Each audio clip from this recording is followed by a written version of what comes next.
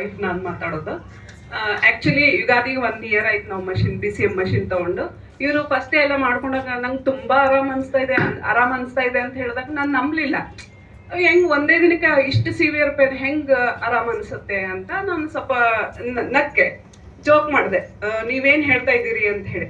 But ನಾನು ಯಾವಾಗ ನಾನು ಸ್ವತಃ ಮಾಡ್ಕೊಂಡೆ ಅಲ್ಲ, ನನಗೇನು ಫೀಲ್ ಆಯಿತು ಆಮೇಲೆ ಹೌದು ಇದರಲ್ಲಿ ರಿಸಲ್ಟ್ ಇದೆ, ನಾನು ಮಾಡ್ಕೋಬೇಕು ಅಂತ ಹೇಳಿ ಫಸ್ಟ್ ಟೈಮ್ ರವಿ ಸರು ಮತ್ತು ಜ್ಯೋತ್ಸ್ನಾ ಮೇಡಮ್ ಮನ್ಯಾಗ ಅವ್ರು ತೋರಿಸಿದ್ರು ನಮಗೆ. ಅಕಿಲೆಫಲ್ಲಿ ಚೆಕ್ ಮಾಡಿದ್ರು. ನನಗೆ ಸಿವಿಯರ್ ನಾನೇನು ಅಂದ್ಕೊಂಡಿದ್ದೆ, ನಂಗೆ ಸೈನಸ್ ಪ್ರಾಬ್ಲಮ್ ಇದೆ ಅಂತ. ನಾನು ಎಷ್ಟು ಹಾಸ್ಪಿಟ್ಲಿಗೆ ತೋರಿಸಿದ್ರು ಸೈನಸ್ ಪ್ರಾಬ್ಲಮ್ ಇದೆನಾ ಅಂದ್ಕೊಂಡ್ಬಿಟ್ಟಿದ್ದೆ. ಅವ್ರು ಕೇಳ್ತಿದ್ರು ಮೈಗ್ರೇನ್ ಇದೆಯಾ ಸೈನಸ್ ಇದೆಯಾ ಅಂತ ಹೇಳಿ. ನಾನೇನು ಹೇಳ್ತಿದ್ದೆ, ನಂಗೆ ಸೈನಸ್ ಇದೆ ರೀ, ಮೈಗ್ರೇನ್ ಇಲ್ಲ ಅಂತ ಹೇಳ್ತಿದ್ದೆ. ಬಟ್ ನಂಗೆ ಅದು ಮೈಗ್ರೇನ್ ಇದೆ ಅಂತ ನನಗೆ ಗೊತ್ತಾಗಿದ್ದೆ ಅವತ್ತು ಬ್ಯಾಕ್ ಲೈಫಲ್ಲಿ ಟೆಸ್ಟ್ ಮಾಡಿದಾಗ ಮೈಗ್ರೇನ್ ಇದೆ ಅಂತ ಗೊತ್ತಾಯ್ತು. ನಾನು ಸಿವಿಯರ್ ಅಂದರೆ ಯಾವಾಗೂ ಎಸಿಡಿಟಿ ಟ್ಯಾಬ್ಲೆಟು, ಹೆಡ್ಏಕ್ ಟ್ಯಾಬ್ಲೆಟು ಸತತ್ ಒಂದು ಸ್ಟ್ರಿಪ್ ನನ್ನ ಮನೇಲೇ ಇರ್ತಿತ್ತು. ಈಗ 1 ಇಯರಿಂದ ನಾನು ಯಾವುದೂ ಎಸಿಡಿಟಿ ಟ್ಯಾಬ್ಲೆಟ್ ತಗೊಳ್ಳೋದಿಲ್ಲ, ಯಾವ ಪೇನ್ ರಿಲೀಫು ತಗೋದಿಲ್ಲ.